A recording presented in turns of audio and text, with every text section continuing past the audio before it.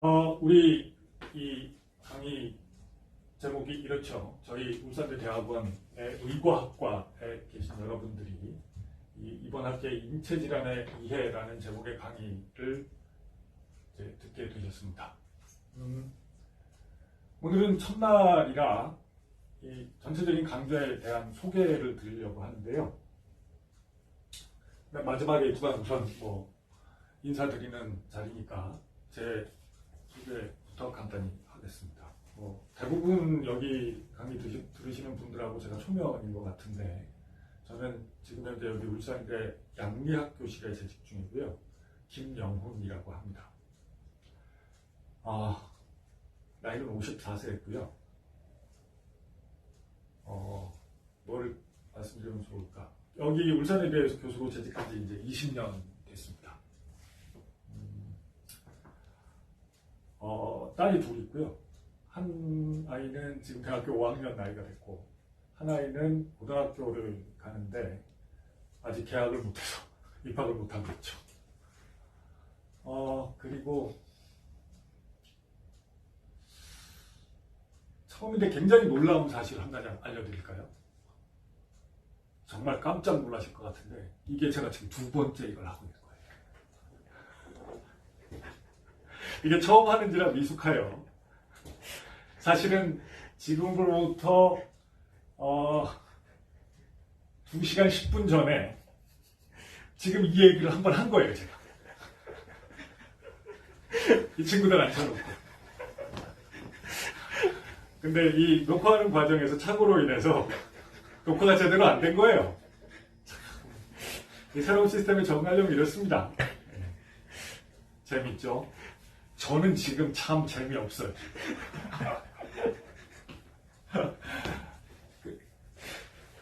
이것도 다 나중에 추억이 되겠죠. 조금 이따 또 한 번 놀라실 텐데요. 이게 섹션이 두 개로 나눠져 있어서 파트 1, 2인데 파트 2는 제대로 됐어요. 그래서 파트 2가 지금 이미 녹화되어 있어서 유튜브에 올라 있어요.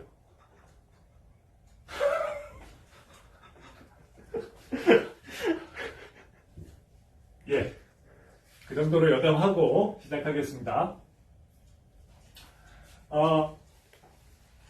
여러분들 중에 상당수가 신입생이셔요. 지금 저희 강좌 수강 인원 수가 60명이 지금 현재 수강 신청을 한 상태고, 그 중에 41명이 통합과정이나 석사과정 포함해서 이번에 첫 학기로 새로 들어오신 분들입니다. 그래서 여러분들 대부분에게는 사실은 그냥 이 강좌의 첫 시간일 뿐만 아니고, 이 울산대 의과학과에 와서 처음 이제 제대로 과정을 시작하는 첫 스텝일 것 같아요. 그래서 저희 강좌에 대한 구체적인 얘기에 앞서서 저희 울산대학교 대학원 의과학과에 오신 걸 환영하고, 간단하게 소개 말씀드릴게요. 여러분들 대부분 알고 계시겠지만, 여러분은 울산대학교 대학원의 의과학과에 입학하신 거죠. 물론 아미스트라는 프로그램에 지금 소속돼 계신 걸로도 알고 계실 겁니다. 조금은 헷갈릴 수도 있는데, 이게 일반적으로 다른 데와 마찬가지로 대학원의 의과학과라는 과에 입학하신 건데, 울산대학교 대학원, 이거는 지금 울산에 있죠.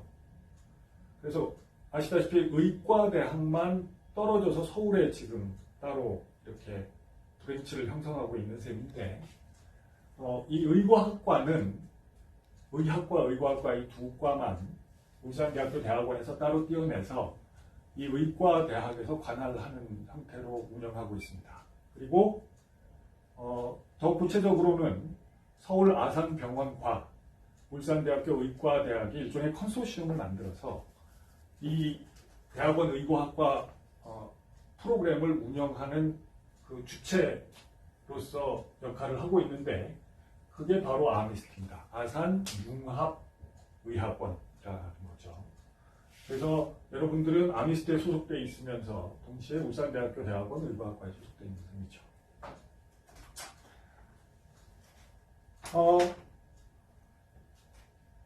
이 강좌에 대한 얘기에 들어가기 앞서서 요거부터 얘기를 좀 해볼까요? 여러분들이 대부분 다 그 사이언스, 그 중에서도 특히 바이올로지의 백그라운드를 갖고 계신 분들이 많고, 그 중에서 좀 더 구체적으로 이 의과학이라는 영역의 공부를 더 하고 싶어서 일로 오신 셈인데, 이 의과학이라는 영역에 대해서 간단하게 다시 한번 생각을 해보자면, 아시다시피 의과학의 이 의라는 거는 우리가 메디신이라는 이름으로 부르는 학문의 영역인데요. 이게 그 좁은 의미로는 약이라고 또 우리가 지칭하기도 하죠, 메디신을. 그런 거에서 알 수 있듯이 이 메디신, 즉 의학이라고 하는 것은 사실은 좁은 의미로는 그러니까 환자를 치료하는 기술을 의미합니다. 좁은 의미로는 그러니까 의술이라고도 하고 일종의 기술이죠. 그래서 의사라는 직업인은 이런 의술, 이 기술을 베푸는 사람들을 말하는 거죠. 그래서 이 기술을 익혀서 이 기술을 가지고 병든 사람들을 진단하고 치료하는 이런 역할을 하는 사람들이 의사고, 그런 의사 직업인들을 양성하는 게 메디컬 스쿨입니다, 실은. 그런데 사실은 모든 기술이 그러하듯이 이 의술도 마찬가지로 그 저변에는 사이언스가 있죠. 그래서 어떻게 이 환자를 진단하고 치료할 것인가 하는 구체적인 기술에 들어가기 앞서서 필요한 그 기반 지식으로서 그런 진단 기술, 치료 기술 이런 것들이 디벨롭되기 위한 과정들이 있습니다. 그래서 의과대학에서 의사가 되고자 하는 사람들은 기본적으로 그런 기반 과학부터 시작해서 의술이라는 기술에 이르기까지 이제 그 공부를 쭉 순차적으로 해나가게 되는데요. 그래서 여러분들도 어쨌든 의과학과, 그래서 의과학, 이 메디컬 사이언스를 앞으로 공부하는 과정에서 이 의과대학에서 이 의과학 영역을 어떻게 다루는지에 대해서 기본적인 내용을 좀 알고 지나가시는 게 좋을 것 같습니다. 지금까지 얘기한 그런 의사들이 시행하는 메디컬 아트, 그러니까 의술 이런 거 말고 메디컬 사이언스라는 거는 그럼 어떤 것들을 다루고 있는 것인가? 사이언스. 메디컬 사이언스는 이 학문의 영역에 어떤 내용들이 포함되는가 이런 걸 한번 생각해 보면 전통적으로 크게 봤을 때 네 가지 영역으로 구분된다고 보시면 됩니다. 궁극적으로 이제 의술과 관련된 내용은 질병, 그러니까 노멀, 정상인 상태와 패솔로직, 병적인 상태로 구별해 봤을 때 이 패솔로직한 상태에서 진단과 치료의 기술을 어떻게 디벨롭하고 어떻게 시행할 것인가 이런 거와 관련된 건데요. 이거의 저변을 이루는 사이언티픽한 내용들 중에는 이 질병과 관련된 내용과 그 이전에 질병 상태가 아닌 정상 상태, 즉 건강한 상태의 휴먼 비잉, 사람이 어떤 메커니즘으로 어떻게 작동하고 있는가. 작동이라는 표현이 사람한테 좀 이상하지만 이런 것들이 포함됩니다. 그래서 전통적으로 의과대학에서 공부하는 학문의 내용을 보면 기본적으로 크게 봤을 때 구조와 기능으로 나뉩니다. 그래서 예를 들면 사람 몸의 구조를 우리가 공부하는 영역, 이거를 대부학이라고 하는 거죠. 그래서 예를 들면 우리 심장이 어떻게 생겼는지, 크기가 어느 정도고 심방이 어떻게 경막을 통해서 나눠져서 심방, 심실, 좌심장, 우심장 이렇게 나눠져 있고, 그것들이 큰 혈관들이 거기에 각각 어떻게 연결이 돼 있으며 그 세부적인 구조로 봤을 때 어떤 형태의 세포들로 이루어져 있고 어떻게 연결돼 있고 이런 것들이 전체적으로 아나토미, 구조에 관련된 내용이라 그러면, 그에 비해서 심장이 실제로 기능을 하는 영역, 그래서 심장이 근육으로서 컨택타일 포스를 만들어서 심장 내 강에 있는 블러드를 압력을 줘서 짜내면 이것이 에어타 쪽으로 나가서 블러드 프레셔라는 걸 만들어내고, 이것이 프레셔가 원동력이 돼서 전신으로 혈액의 순환이 일어나고 이 순환에서 모세혈관을 지난 혈액들은 다시 심장을 향해서 돌아오고 뭐 이런 기능과 관련된 내용들 이런 것들을 다루는 영역을 전통적으로 피지올로지라고 합니다. 생리학이죠, 생리학. 이건 해부와 생리학.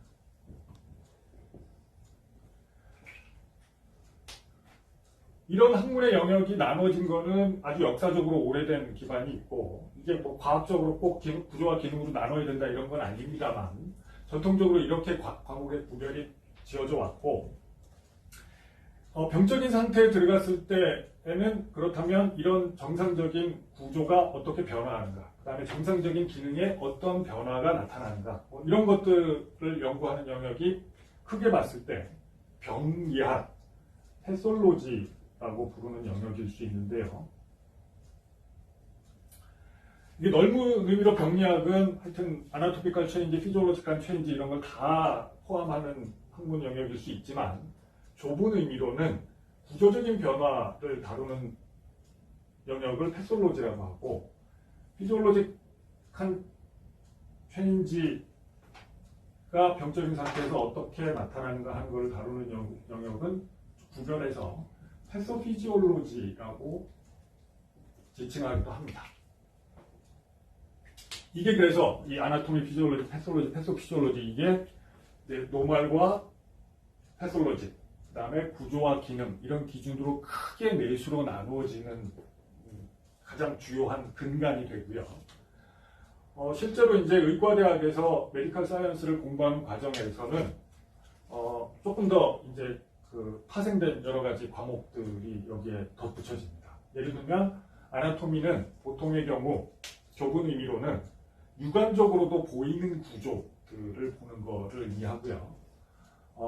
육안적으로는 잘 보이지 않지만 현미경상으로 관찰되는 구조를 연구하는 영역은 히스톨로지라고 하기도 합니다. 조직학이죠. 넓게 보면 다 이게 구조에 관한 학문 영역인데 히스톨로지라고 부르기도 하고 그리고 이게 정상적인 그냥 성의의 아나토미 말고 처음에 태생기부터 이런 구조가 어떻게 디벨롭 되는가 하는 거를 보는 영역을 발생학이라고 합니다.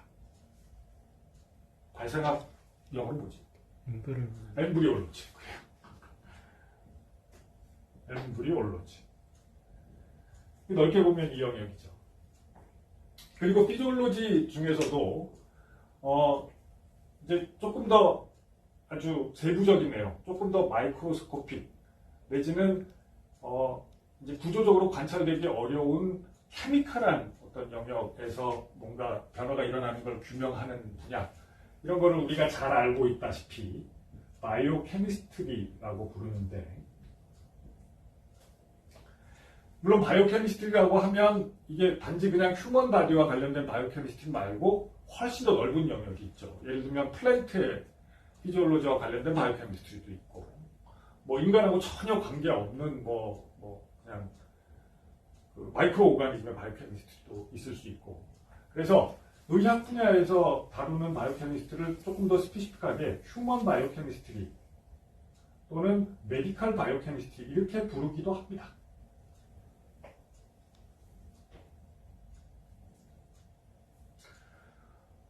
그리고 이제 병적인 영역에 들어가면 패솔로지, 패소피지올로지 뭐 이런 이름으로 우리가 부르는데 전통적으로 패솔로지 중에서 또 패소피지올로지 중에서 마이크로 오가니즘, 그러니까 바이러스나 박테리아나 뭐 펑거스 같은 이런 것들이 병의 원인으로서 작용하는 경우가 많은데 이런 것들과 관련된 패솔로지 또는 패소피지올로지를 따로 띄어서 특히 그 중에서 그 병의 원인이 되는 마이크로 오가니즘에 관련된 구체적인 연구 영역 이거를 마이크로바이올로지라고 하죠. 여기서도 바이오케미스트리와 마찬가지로 마이크로바이올로지 중에서도 사람하고 전혀 관계없는 마이크로 오가니즘들이 있어요. 우리가 평생 뭐 한 번도 컨택트 할 일이 없는 그런 마이크로 오가니즘들도 지구상에는 엄청 많거든요. 피지올로지와도 관계없고 패솔로지와도 관계없는 그래서 그런 것들은 사실은 메디컬 사이언스의 관심 대상은 아니고 우리가 관심을 갖는 것은 병의 원인이 되거나 아니면 우리 몸에 정상적으로 그냥 존재하는 우리랑 같이 살고 있는 노멀 플로라, 정상 세균총 뭐 이런 것들과 관련된 거니까 역시 마찬가지로 이런 것들을 좀 더 구체화해서 지칭할 때는 뭐 휴먼 마이크로바이올로지 표현이 좀 이상하죠. 메디컬 마이크로바이올로지 이렇게 과목 이름을 지칭한다. 아까 내가 언급한 것 중에 빠진 거 뭐였지? 파마콜로지. 파마콜로지 얘기를 해야 되겠다. 흔히 빼먹기 쉬운데. 저는 말씀드린 대로 이제 파마콜로지 디파트먼트에 속해 있는 교수인데, 파마콜로지. 이거는 양리학이라고 하죠. 그래서 얼핏 생각하면 질병을 치료하기 위한 질병을 치료하는 가장 중요한 수단이 약을 이용하는 거니까 질병을 치료하기 위한 약에 대해서 연구하는 뭐 어떤 것일 것이다. 이렇게 선입견을 가지기 쉽죠. 그러면 이건 당연히 패소피지올로지 다음에 어떤 영역일 것 같은데, 그럴 것 같은데, 실은 꼭 그렇지는 않습니다. 사실은 우리가 드럭이라고 부를 만한 물질들에 노출되는 거는 꼭 병적인 상황에서 처방받아서 먹는 약뿐만이 아니죠. 사실은 넓은 의미로 보면 우리 몸에 들어오는 음식이 아닌 모든 것, 경우에 따라서는 이 음식의 일부까지도 사실은 넓은 의미로 보면 다 약이에요. 그리고 넓은 의미로 보면 우리가 흔히 독성 물질이라고 하는 것도 다 약에 포함됩니다. 그래서 비근한 예로 들자면 예를 들면 우리가 매일매일 마시는 커피, 뭐 일부 사람들은 뭐 니코틴, 그 다음에 우리가 사랑하는 술, 뭐 에탄올 이런 것들 다 약이죠. 그래서 어떻게 보면 이거는 꼭 병적인 상태에서 나타나는 문제와 결부된 것이 아니고 실은 피지올로지의 일부인 거죠. 그리고 그것이 경우에 따라서는 병적인 상태에서 어떤 치료 목적으로 사용되는 거죠. 그래서 이것도 역시 뭐 피지올로지의 한 분야로서도 중요하고 진단 및 치료의 기술과 관련해서도 아주 중요한 이슈 중에 하나입니다. 그래서 이런 것들, 아나토미, 피지올로지, 파마콜로지, 패솔로지, 패소피지올로지 이런 것들이 메디컬 사이언스의 기본이 되는 과목들이라고 할 수 있겠습니다. 그래서 이런 영역들과 관련해서 구체적인 실례를 들어서 한번 얘기를 해봅시다. 생각나는 질병 아무거나 하나 얘기해보세요. 오비스티는 아까 했거든요. 그거 말고. 아무병이나 암 중에 구체적으로 하나만 들어봐. 대장암. 좋아. 대장암이라는 병이 있습니다. 아시죠? 우리나라에서도 점점 많아지고 있죠. 암이라는 게 아시다시피 우리나라를 포함한 선진국의 사망 원인 중에 다 합치면 1위인데 이거는 그냥 사실은 암이라는 게 하나의 질병은 아니죠. 그래서 내가 다시 물어본 거예요. 그래서 예를 들면 유방암과 대장암과 췌장암과 뇌종양과 이런 것들이 사실은 하나의 질병이라고 보기는 어려워요. 비슷한 질병이죠. 그러니까 근본적인 메커니즘으로 봤을 때 오버랩되는 부분이 굉장히 많죠. 그게 이제 세포가 통제되지 않는 세포 분열을 계속하는 특성을 갖고 있다. 이런 점에서 공통된 건데 사실은 병이 어떻게 생기느냐라든지 그 병의 아웃컴이 어떠냐라든지 이런 걸로 봤을 때는 각각의 암이 다른 부분이 많아요. 그래서 예를 들면 대장암이라는 암을 한번 생각해 봅시다. 병이 있어요. 그럼 이 대장암이라는 것은 아시다시피 패솔로직하게 보면 대장에 메스가 생기죠. 그래서 예를 들어서 대장 내시경 같은 걸 보면 늘은 아니지만 많은 경우에 실제로 육안적으로 보이기도 합니다. 그리고 육안적으로 보이지 않더라도 예를 들어서 용종 같은 거를 잘라내서 그거를 이제 마이크로스코피로 우리가 봤을 경우에 따라서는 이게 그냥 용종인 줄 알았는데 알고 보니까 암세포가 있어. 이런 식으로 마이크로스코픽하게 그런 걸 확인할 수 있는 경우도 있죠. 근데 이게 하여튼 메스가 생기는 건데 다른 암들과는 달리 이거에 스페시픽한 어떤 메스가 생기는 메커니즘 같은 게 있을 수 있고 이 메스가 생겼을 때 그럼 대장에 메스가 있음으로 인해서 어떤 증상들이 생길 것이냐. 예를 들면 뭐 변비가 될 것이냐, 설사가 될 것이냐, 페인이 있을 것이냐, 없을 것이냐. 그로 인해서 장 운동에 영향을 받을 것이냐, 말 것이냐. 뭐 이런 식으로 보면 패소피지올로직한 다양한 체인지들도 있을 수 있겠죠. 근데 그런 패소피지올로직한 체인지, 아나토미컬한 체인지를 이제 파악하고 이해하고 해결하기 위해서는 당연히 그럼 이게 정상인지 아닌지 그걸 알아야 될 거고, 정상이 아니라는 거를 알기 위해서는 당연히 정상적인 아나토미가 어떻고 정상적인 피지올로지가 어떤 건지를 알아야 되겠죠. 예를 들면 정상적인 대장은 구조적으로 어떻게 생겼고 대장을 라이닝하고 있는 그 에피셀리알 셀들은 어떤 모양으로 생겼고, 생긴 모양이 특이하거든요. 길쭉하고 컬럼처럼 생겼고, 얘네들이 정상적인 피지올로지로 봤을 때 얼마나 빠른 속도로 셀 디비전을 평소에 하고 있고, 굉장히 빨라요. 그리고 얘네들은 다른 세포들과는 달리 어떤 바이오케미컬한 특성을 갖고 있고, 얘네들이 먹는 먹이가 또 달라요. 그런 것들이 암의 원인에 어떤 영향을 미치는지 다 상관관계가 있을 수 있거든요. 예를 들면 그런 식입니다. 예를 들면.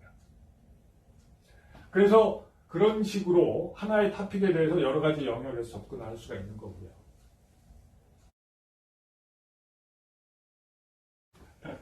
그래서 우리가 이제 앞으로 한 학기 동안 공부하려고 하는 영역은 아까 말씀드린 것처럼 인체 질환과 관련된 거고, 그게 패소피지올로지라고 굳이 얘기하자면 부를 수 있는 영역이고요.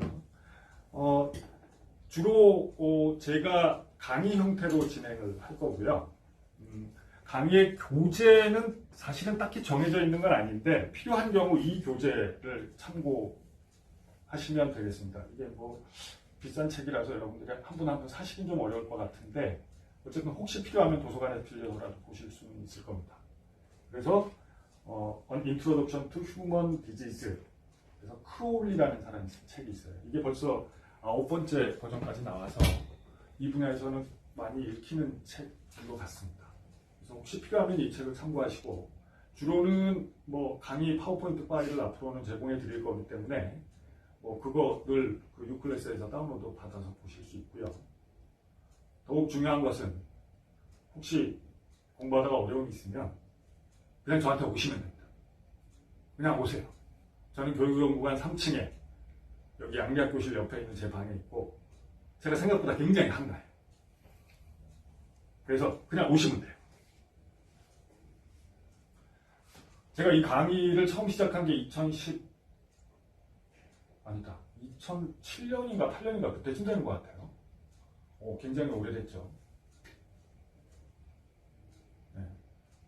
그러다가 열흘 동안 하다가 몇 년 제가 노느라고 안 하고 그랬는데, 작년에도 안 하고 마지막으로 2016년에 했었네요. 2016년에 강의 들었던 학생 중에 지금까지 오는 학생이 있어요. 공부하러. 그 친구, 이영규. 그 친구가 2016년에 이 강의를 들은 거야. 그 친구는 심지어 지금 다른 학교에 가 있어요. 자, 얘기를 계속 하겠습니다. 그래서 인체 질환이라는 거에 대해서 공부를 할 거다 이렇게 얘기를 했는데요. 이거를 이해라는 토픽으로 제가 마지막으로 30분 동안 얘기를 해볼게요. 이해시키려고 해요. 인체 질환에 대해서 여러분들한테. 그럼 인체 질환에 대해서 아까 얘기했듯이 뭐 예를 들어서 오비시티라 그러면 오비시티와 관련된 오비시티로 인해서 나타나는 여러 가지 질병의 증상이나 징후나 그로 인한 아웃컴 뭐 이런 것도 있을 거고, 그걸 진단하기 위한 기준이 뭐며 뭐 몇 퍼센트 이상일 때 오비시티냐 뭐 이런 임상적인 내용도 있을 거고, 아디포스 티슈의 피지올로지 또는 아나토미와 관련된 뭐 기초의학적인 내용도 있을 거고 다양한 것이 있을 텐데, 질병과 관련해서 사실은 우리가 궁극적으로 알고자 하는 것 중에 하나, 제일 중요한 거, 궁극적으로 중요한 거 하나를 꼽자면 사실은 원인이죠. 원인.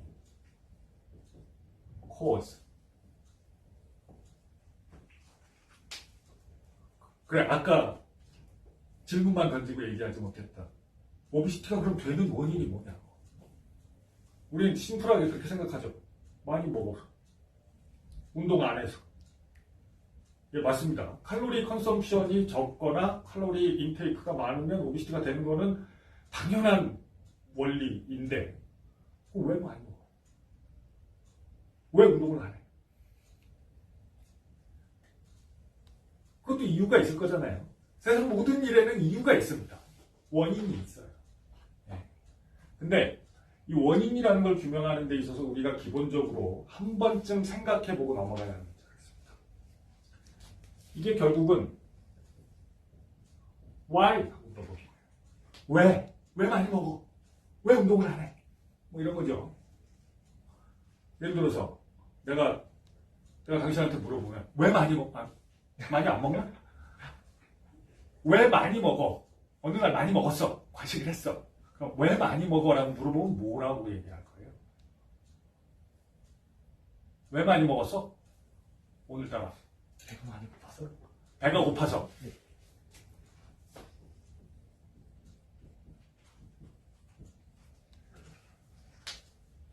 이게 원인이죠. 배가 고픈 것이 원인이고, 물론 또 배가 고픈 거의 원인은 뭐냐? 이렇게 따지고 올라가면 우리가 피지올로지 영역에서 또는 아나토미의 영역에서 분명할 것들이 많이 있겠죠. 예를 들면 그런 겁니다. 뇌에 하이포살라무스라는 데가 있어요. 이 하이포살라무스에는 헝거센터, 셀타이어티 센터라고 하는 것들이 있어요. 여기에 있는 뇌세포가, 예를 들면 헝거센터가 뇌세포가 활성화되면 헝거를 느껴요, 인간이. 그래서 먹게 돼요. 그리고 먹어서 배가 차고 막 뉴트리언트가 블러드에 떠돌아다니면 이 헝거센터가 서프레션이 되고, 반대로 세타이어티 센터라고 하는 것들이 막 디레이션이 돼요. 그리고 장기적으로 보면 막 먹으면 아디포스 티슈가 늘어나면 아디포스 티슈에서 렙틴이라고 하는 호르몬이 막 나와. 그럼 이 호르몬이 나오면 식욕을 떨어뜨려. 그럼 예를 들면 배가 고파서라는 말은 그런 식으로 과학적으로 다 설명할 수 있죠. 자, 이런 건데 우리가 조금 더 일반적인 차원에서 원인에 대한 얘기를 해봅시다. 우리가 why라고 물어볼 때 대답하는 거는 실은 단순하게 왜 먹느냐고 물어봤을 때 이게 의학적인 이런 백그라운드를 떠나서 얘기해 보면 사실은 대답이 크게 두 가지 답이 있습니다. 굶어 죽지 않으려고 먹는다 라고 대답하는 사람이 있어요. 그 다음에 배가 고파서 먹는다, 먹고 싶어서 먹는 거다, 이렇게 얘기하는 사람들이 있어요. 이게 다 Y에 대한 대답이에요. 왜? 왜 먹어? 살려고 먹지. 배고파서 먹지. 근데 이게 똑같은 질문에 대한 두 가지 대답이 전혀 다른 성질의 대답입니다. 살려고 먹지 라는 것은 먹는 것과 사는 것의 시제가 사는 게 뒤에요. 미래예요, 미래. 미래에 살려고 지금 먹는 거고, 배고파서 먹는다는 배고픔의 시대가 과거야. 배고픔이 있었기 때문에 지금 먹는 거예요. 그래서 이 두 가지 대답은 똑같은 Y라는 질문에 대한 대답인데 성격이 전혀 달라요. 가끔 가다가 우리가 이 과학적인 영역에서도 Y라는 질문을 던졌을 때, 즉 뭔가 원인을 찾으려고 할 때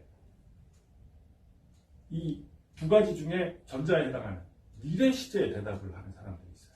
예를 들면 여러분들이 알만한 거 예를 들어봅시다. 예를 들면 우리 몸에 심장이 있어. 심장은 왜 뛰어? 왜 펌핑을 해? 왜냐하면 그래야만 블러드가 아터리를 통해서 전신에 공급이 되니까 라고 대답하겠죠? 그거는 미래 시제 얘기예요. 심장이 그걸 할까요? 모릅니다.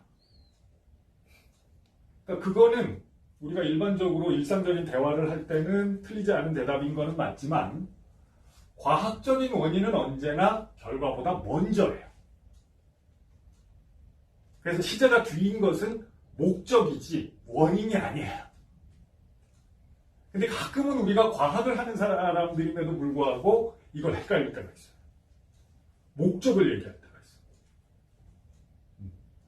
죽지 않으려고 먹는다. 피를 보내려고 먹는다. 이런 식으로.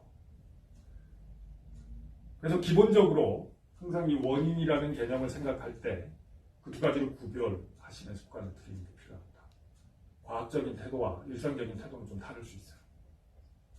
그래서 과학적인 원인은 어떤 일이 일어나기 전에 이 일이 일어나게 만들었던 어떤 것을 말하는 거죠. 코즈라고 하는 것을. 그렇죠? 네. 그런데 선행하면서 어떤 결과를 일으키는 것, 이것을 원인이라고 하는데 이 원인을 따질 때 또 한 가지 우리가 시제와 더불어서 헷갈리는 것이 또 하나가 뭐냐면 수예요. 수. 단수냐 복수냐. 그러니까 아까 우리가 예를 들었던 것처럼 밥은 왜 먹느냐. 배가 고파서 먹는다. 이렇게 대답하잖아요. 조금 다른 예를 한번 들어볼까요? 어느 날 깜깜한 밤에 비는 오는데 할머니가 횡단보도를 건너시다가 불행하게도 차에 치였어요. 할머니는 왜 차에 치이셨나요?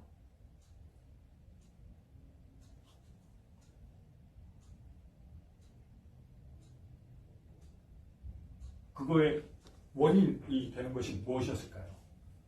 자, 보기를 내볼까요? 차가 과속을 했다. 차가 비가 왔었기 때문에 미끄러졌다. 할머니가 눈도 어둡고 귀도 어두워서 차가운 걸 못 봤다.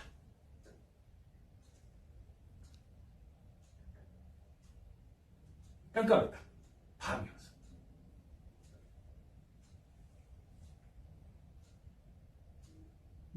이것 중에 어떤 걸까요? 라고 물어보면 되게 바보 같잖아요. 그쵸? 이렇게 물어보면 되게 바보 같죠? 다 원인이잖아요. 그러니까 원인은 단수일 수 없어요. 대개의 경우에. 그러니까 예를 들면, 당뇨병은 왜 생기나요? 그러면, 당뇨병 유전자를 가진 사람한테 생기죠. 설탕을 많이 먹어서 생기죠. 이렇게 대답할 수 없다는 거죠.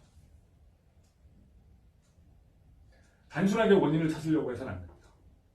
그래서 어떤 경우에는 전혀 다른 종류의, 예를 들면 밤이어서 사고가 났다.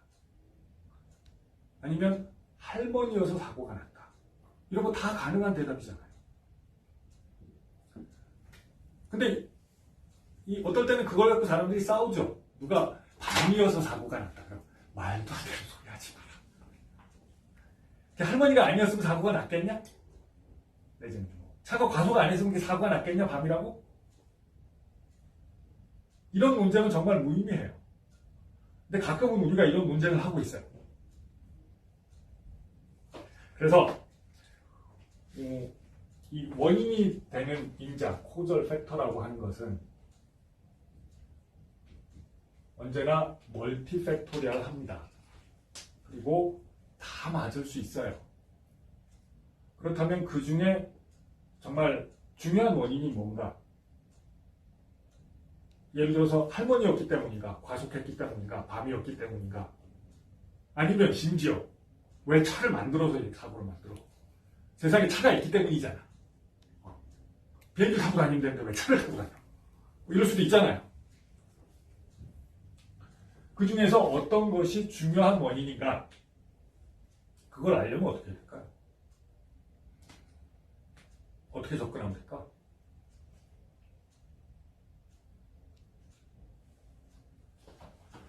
이쯤에서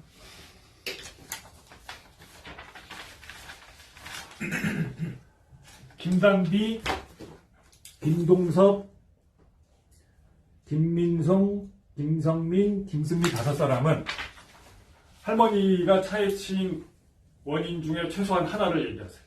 다 얘기하라는 건 아니에요. 하나를 얘기하세요. 하나 얘기하라고. 지금 쓰라고, 카톡에. 지금 바로 쓰시라고.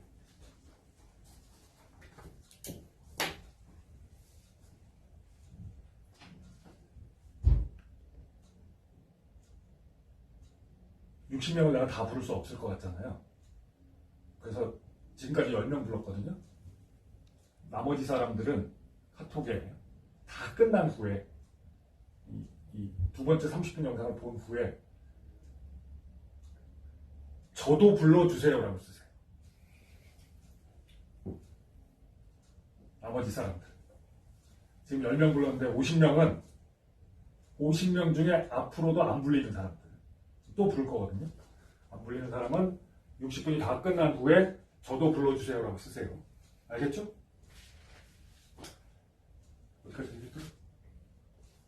코절 팩터가 그 중에 어떤 것이 코절 팩터일 것인가?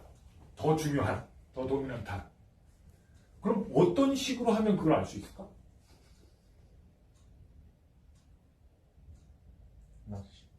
딜리션. 당신 무다우스를 해서. 그렇죠. 그러면 예를 들면 할머니인 경우와 할아버지인 경우에 사고율의 차이가 있는가? 노인과 젊은이인 경우에 사고율의 차이가 있는가? 비 오는 날과 비 오지 않는 날의 사고율의 차이가 있는가? 과속하는 차가 사고를 내는 포션은 어느 정도 될까? 이런 것들을 경험적으로 밝혀야 되는 거죠. 경험적으로. 아무리 여기 책상에 앉아서 이론적으로 궁리를 해봐야 소용이 없죠. 네, 경험적으로 밝혀야 되는 일입니다. 그리고 이걸 해보고 나면 많은 경우에는 사실은 다 관련이 있는데 어느 것이 몇 프로 정도 원인 인자인가 이거를 규명할 수 없는 경우가 대부분이죠. 예를 들면 밤인 경우에는 노인의 사고율이 높아지고 낮은 경우에는 노인과 젊은 사람과 사고율의 차이가 없다. 이런 경우 있을 수 있잖아요. 멀티팩토리얼 하니까.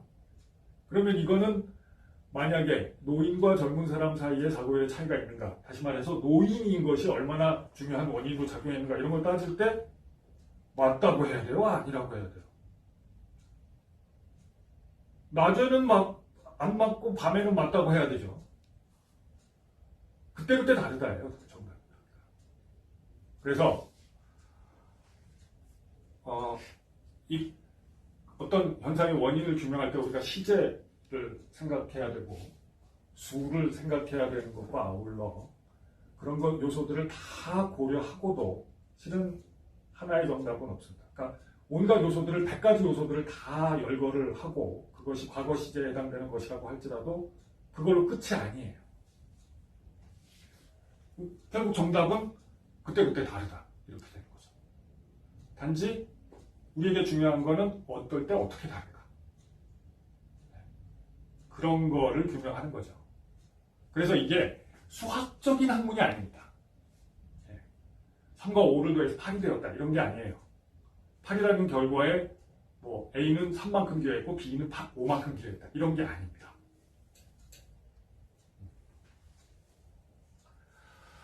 그런 학문 영역인 거죠. 이런 것이. 그래서 이 코즈, 에티올로지, 이게 이제 코즈에 관한 학문 영역을 에티올로지라고 따로 띄어서 부르기도 하거든요.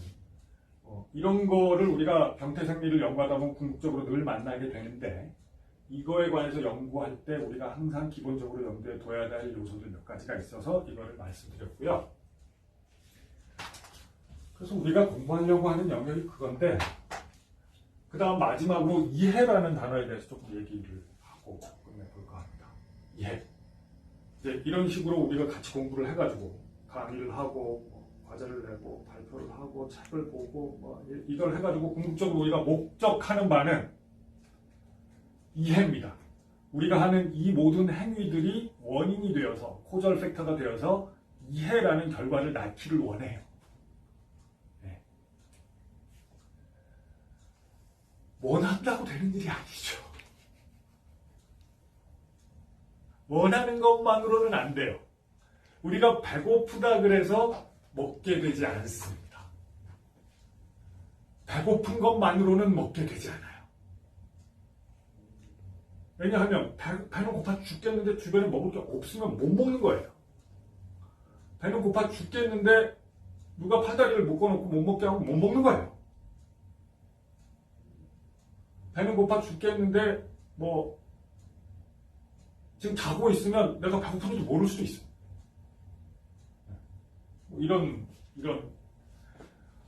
이런 인과관계를 놓고 봤을 때 우리는 어떻게 하면 이해를 잘 할 것인가 이런 거 한번 생각해 봅시다. 이건 꼭 인체 질환뿐만 아니라 우리가 공부를 하는 일반적인 원칙이죠. 어떻게 하면 공부를 잘할 것인가 뭐 이런 거죠.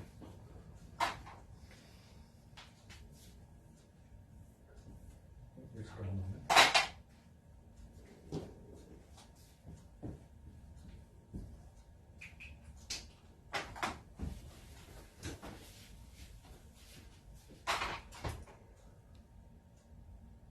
지금 선을 몇 개 그었을까요? 몇 개 그었을까? 8개.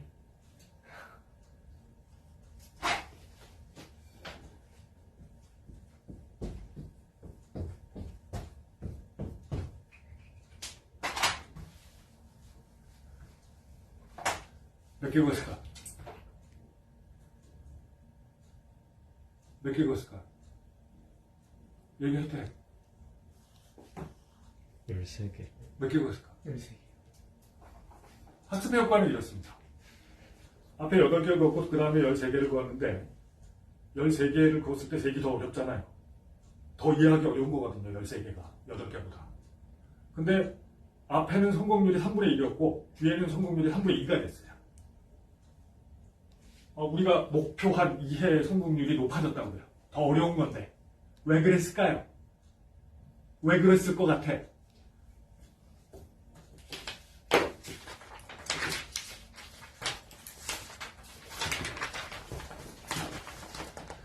안혜진, 오소윤, 오주은, 이동주, 이승은 5명은 왜 그랬을지 의견을 내보세요. 물론 지금 우리 얘기할 겁니다. 왜 그랬는지 하여튼 의견이 아니라 지금 우리 같이 얘기할 건데 하여튼 쓰세요. 왜 그랬는지 지금 쓰라고요. 보려고 했으니까 보인 거죠. 몇 개인지. 보려고 했으니까. 처음에는 뭘 하는지 몰랐으니까. 그 차이는 뭐냐면 처음에는 몇 개인지 안 궁금했던 거예요. 근데 두 번째는 몇 개인지 궁금했던 거예요. 왜냐하면 그 앞에 몇 개인지 물어봤으니까. 어쨌든 궁금해진 거야. 몇 개인지가. 쓸데없이 그 몇 개인지 뭐 궁금하면 알게 된다는 거예요. 궁금하면 알게 돼.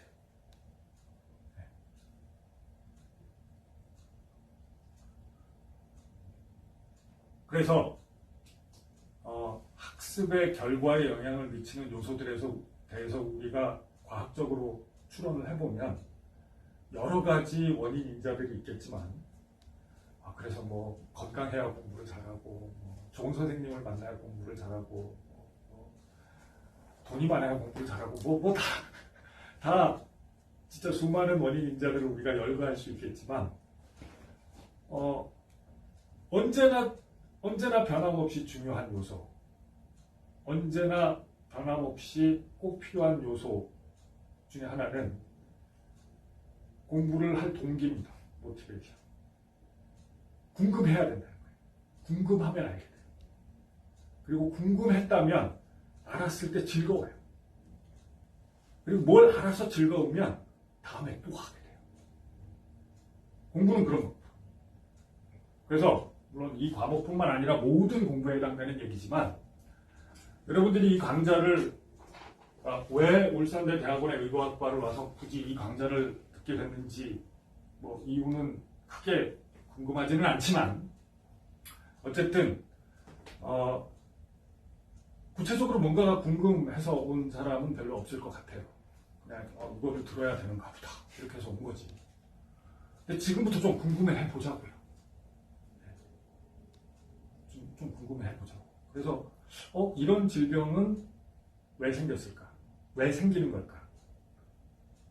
어떤 원인에 의해서 어떤 메커니즘에 의해서 생겨났고 이런 질병으로 인해서 어떤 결과가 초래될 것인가?